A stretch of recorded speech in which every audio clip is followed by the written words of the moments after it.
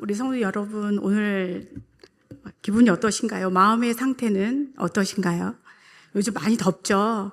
비가 오다 또 무덥기도 하고 날씨 상태가 안 좋은 만큼 저희 마음도 좀 평안하지 않은 것 같습니다. 겉으로는 또 평안해 보일지 모르지만 우리의 내면에 누구도 말하지 못한 깊은 공허함과 갈증이 자리 잡고 있지는 않습니까? 미국의 유명한 상담가 게리 체프먼 박사는요, 인간의 내면에는 러브 탱크가 있다고 해요. 우리나라 말로 사랑의 양동이가 있다고 합니다. 이 양동이는요, 3가지 기본적인 욕구로 가득 채워야만 한다고 합니다. 첫 번째로 어떤 모습이든지 있는 그대로 수용받고 싶어 하는 무조건적인 사랑의 욕구가 있습니다.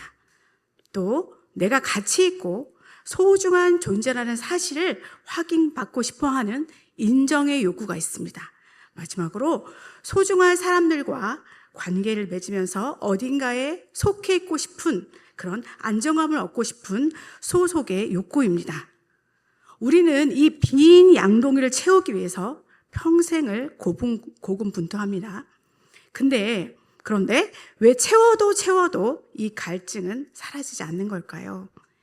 그 근본적인 원인을 찾기 위해서는요, 우리는 인류의 시작인 창세기의 기록으로 거슬러 올라가 보아야 합니다. 하나님께서 처음 인간을 창조하실 때 상황은 지금과 달랐습니다. 아직 죄가 들어오지 않았죠. 창세기 1장 27절에서 28절 말씀 보겠습니다. 같이 읽겠습니다.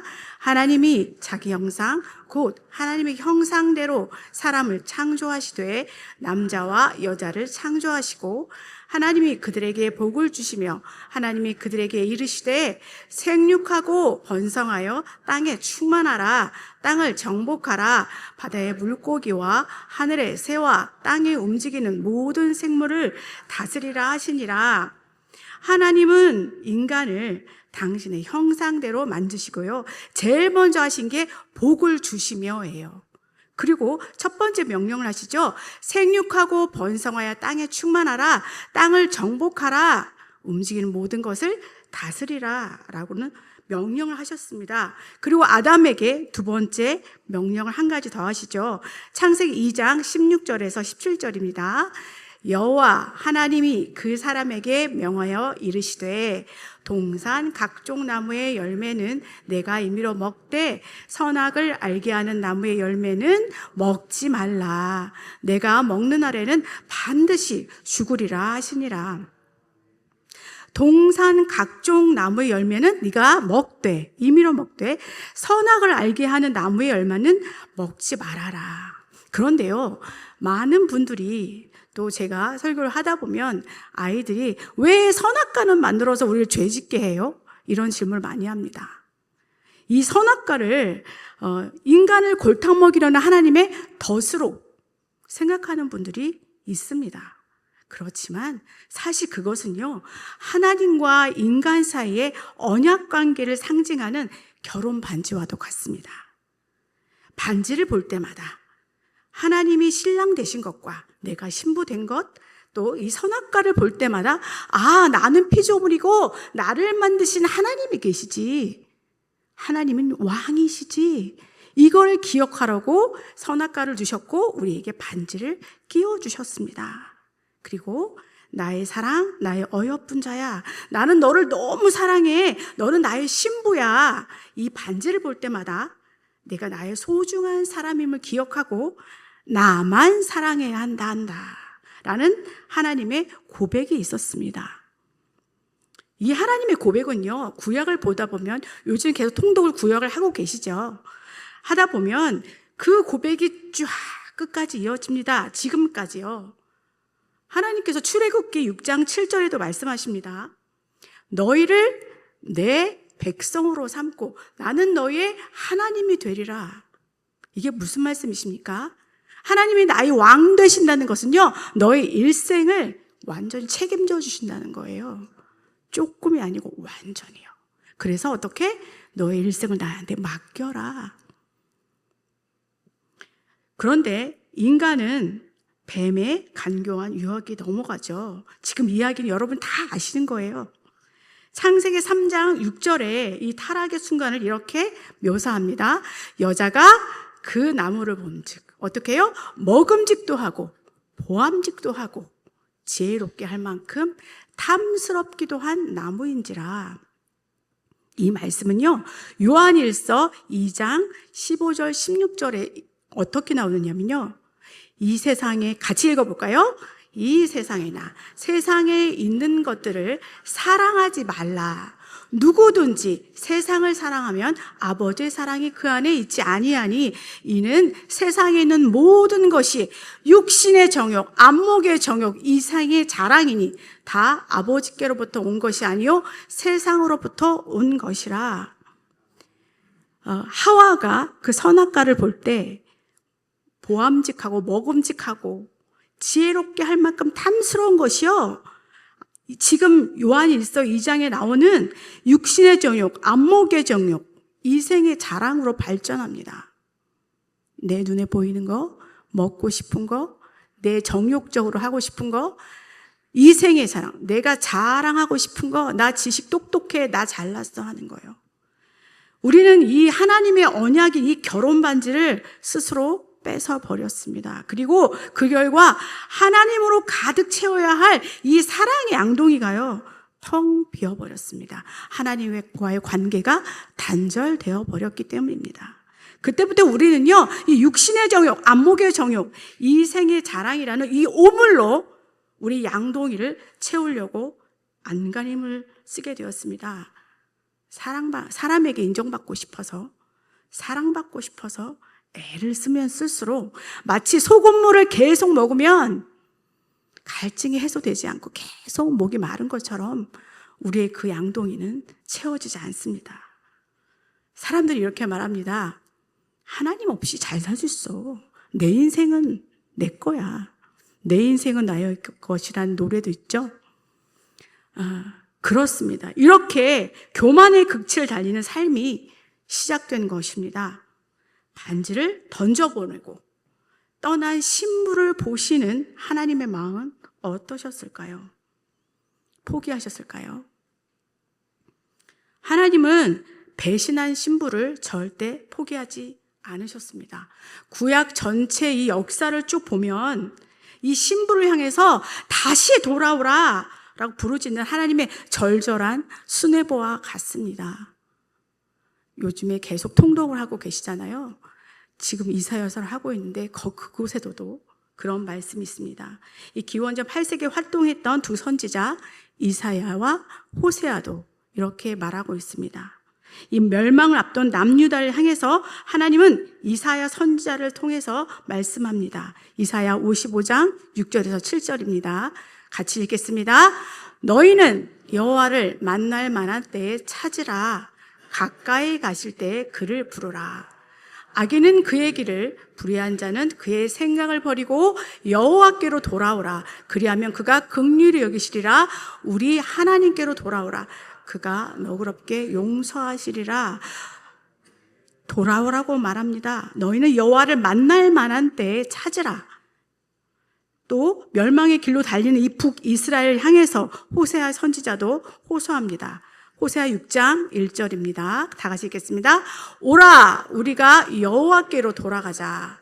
여호와께서 우리를 찢으셨으나 도로 낫게 하실 것이요 우리를 치셨으나 싸매어 주실 것이라. 오라, 우리가 여호와께 돌아가자. 이렇게 돌아가면 얼마나 좋습니까? 그렇지만 이 호사의 부르짖음에도 불구하고 남유다 백성, 북이스라엘 백성들은 돌아오지 않았습니다. 결국 북이스라엘은요, 기원전 722년에 아수르에서 망했고, 남유다가 기원전 586년에 바벨론에 의해서 결국 멸망당하고 70년 포로 생활을 겪게 됩니다. 구약의 마지막 성경인 말라기에서조차요, 이 백성들은 어떻게 말하느냐면 말라기 1장 2절입니다. 여호와께서 이르시되 내가 너희를 사랑하노라 하나 너희는 이르기를 주께서 어떻게 우리를 사랑하셨나이까 하는도다.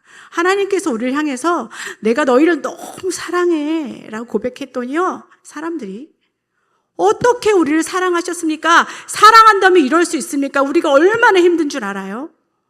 라고 대드는 것입니다. 마치 중학교 2학년 남자아이처럼. 그 후에 이 400년의 침묵기가 흐릅니다. 그거를 신구약 중간사라고 하죠. 이 400년, 말라기와 마태복음 사이에는 400년의 기간이 흐릅니다.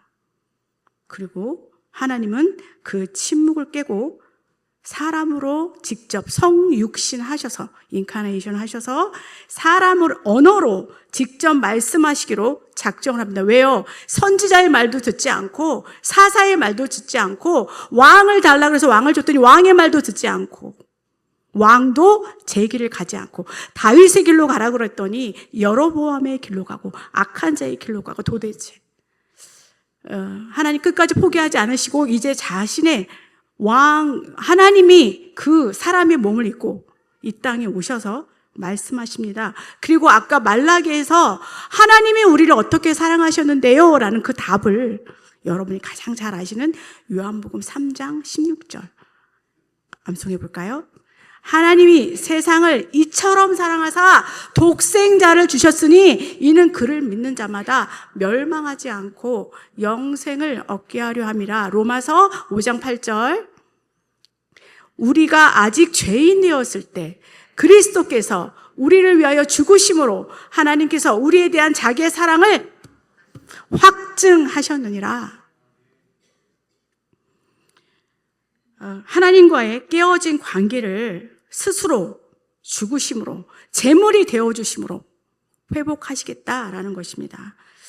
예수님은요, 십자가를 지시기 바로 전날 밤, 마지막 밤 요한의 다락방에서 제자들에게 유언과도 같은 말씀을 쏟아내십니다. 그 중 하나가 바로 오늘 본문인 요한복음 15장 포도나무 강론입니다. 이 비유는요, 단순한 교훈이 아니에요. 어떻게 하면 우리가 다시 하나님과 연합할 수 있을까? 이 텅 빈 양동이를 어떻게 하나님의 생명으로 채울 수 있는지에 대한 비결입니다. 그렇다면 가진 우리는 어떻게 해야 풍성한 열매를 맺을 수 있을까요? 제가 예수님 영접하고 얼마 되지 않아서 이 성령 열매 9가지를 너무 갖고 싶어서 기도를 매일 했어요. 하나님, 저에게 사랑과 오래 참음과 자비, 양선과 충성과 온유와 절제, 이걸 9가지 외워가면서 계속 기도를 했습니다. 그런데 전제되어야 되는 것이 있었어요. 그 비결은 우리가 노력해서 열매를 만드시는 것이 아니고 가지는 그저 나무에 붙어있기만 하면 된다. 열매는 맺는 게 아니라 맺히는 거야. 열매 맺는 비결은 저희가 아직 읽지 않은 오늘 본문 15장 4절의 말씀에 숨어 있습니다.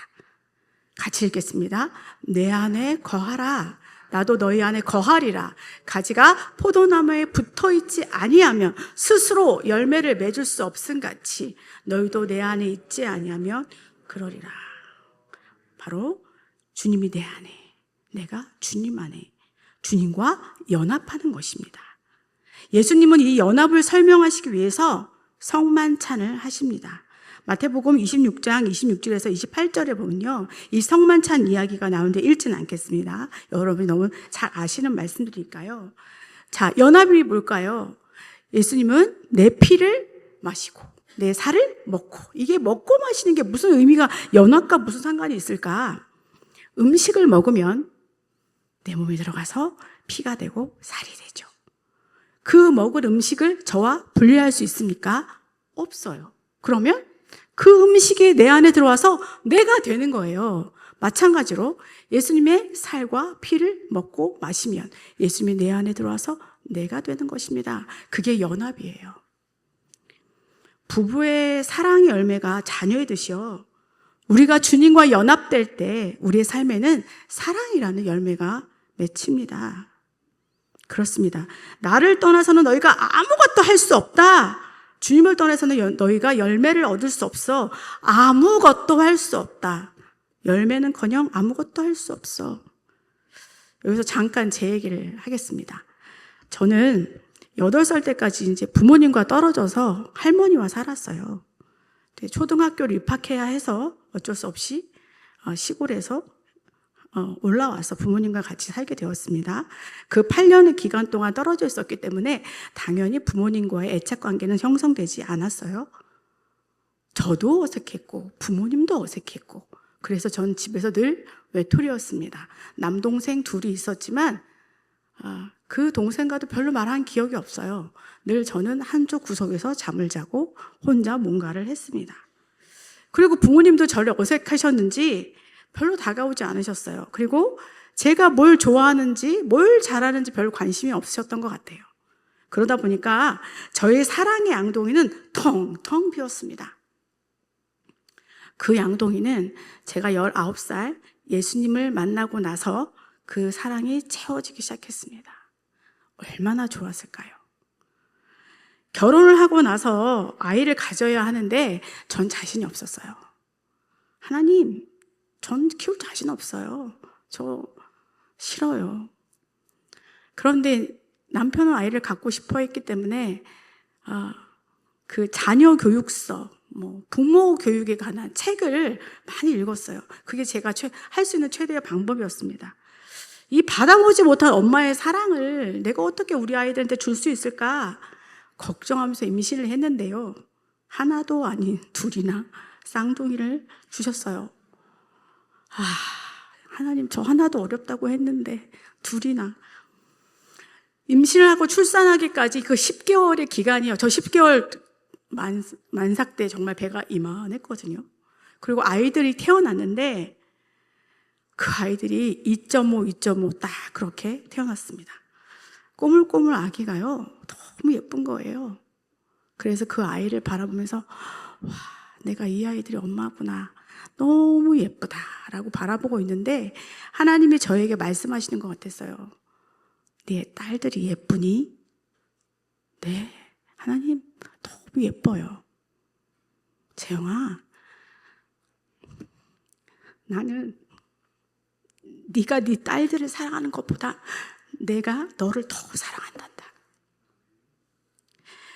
그 순간 저의 마음에 그 상처들이, 딸이라서 버려졌고 사랑받지 못했던 그 상처들이요, 다 치유받는 것 같았고 저의 사랑의 양독에 사랑이 가득 채워졌습니다. 그리고 다시 물으셨어요. 이 아이들 네가 키울 수 있어? 아니요. 그럼 내가 키워줄까? 네, 하나님, 주님께서 키워주세요. 저는 자신 없어요. 하나도 아니고 둘째가 어떻게 키워요? 하나님이 키워주세요. 그 이후에 전 책상 위에 하나님이 하실 일을 기도하며 기다리고 기대하자라는 새 문장을 써놓고 기도하면서 이 아이들을 키웠습니다. 하나님이 제게 주신 첫 번째 사명이 아이들을 믿음으로 양육하는 거였어요. 그래서 어렸을 때 아이들이 저한테 혼나는 이유는 몇 가지 없었어요. 둘이 싸울 때, 거짓말할 때, 예배를 드리러 가지 않을 때, 세 가지만 혼났고 나머지는 다 프리패스. 공부 못해도 괜찮아, 학원 안 가도 괜찮아. 그런데 이 아이들이 지금 벌써 30살이 되었어요. 이제 얼마 있으면 시집을 간다고 하는데 모르겠어요. 저는 이제 하나님의 말씀으로 키운다고 했는데 저희 아이들이 동기들이 그 교회에 별로 없더라고요. 그렇게 많던 아이들이 다 떠나고, 저희 아이가 작은 애 같은 경우에는 지방에 있는 학교를 어쩔 수 없이 가야 했었는데 그 학교가 예대였기 때문에 굉장히 놀고 술 마시고 담배 피우고 이런 문화가 너무 많이 발달돼 있었어요. 그래서 이 서울에 와서 예배를 주일마다 드리고, 그것도 금요일마다 왔어요. 금요 찬양 싱어로 섬겨있기 때문에 금요일마다 데리러 갔습니다. 그 수고를 아끼지 않았어요. 왜? 그때 놓치면 절대 그 이후에 답이 없기 때문에 그 대학 때 그냥 놔두지 않았어요. 저희가 할 수 있는 최대한이었습니다. 예배를 지켜야 한다. 예배는 취미생활이 아니라 생명이다 라고 가르쳤기 때문에 지금도 그렇게 하고 있습니다. 내 힘으로 좋은 부모가 되려고 했던 그 교만을 내려놨던 것 같습니다. 다른 잔소리 하지 않고 예배를 드려야 해. 하나님 앞에 나와야 해. 예배는 생명이야 라고 가르쳤던 것들이 저는 지금 잘했다고 생각하고, 제가 하나님께 전적으로 맡겼던 것을 아주 잘했다고 생각해요. 그 나머지는 잘 모르겠습니다. 가지가 나무에 온전히 붙어 있을 때 포도나무의 수액은 가지 끝까지 흘러넘쳐서 비로소 열매를 맺힌다고 해요. 그러면 뭐가 전제가 되어야 합니까? 이 가지는 나무에 붙어 있어야 하는 거죠. 예수의 생명이 충만해져서 더 이상 흐를 곳이 없을 때 맺히는 것이 열매이듯이요, 우리는 하나님께 붙어 있고 성령의 충만함을 늘 간구하면 될 것 같습니다. 사랑하는 성도 여러분, 이제 우리가 조금 아직 남은 육신의 정욕, 조금 남은 이생의 자랑 다 버리시고요, 이제 그 양동이에 채우려고 했던 것들을 하나님의 것으로 많이 풍성하게 채우시기 바랍니다. 우리 가지는 그저 붙어 있기만 하면 됩니다. 이 놀라운 연합의 기쁨이 성도 여러분 가정에 넘치시길 바랍니다. 기도하겠습니다.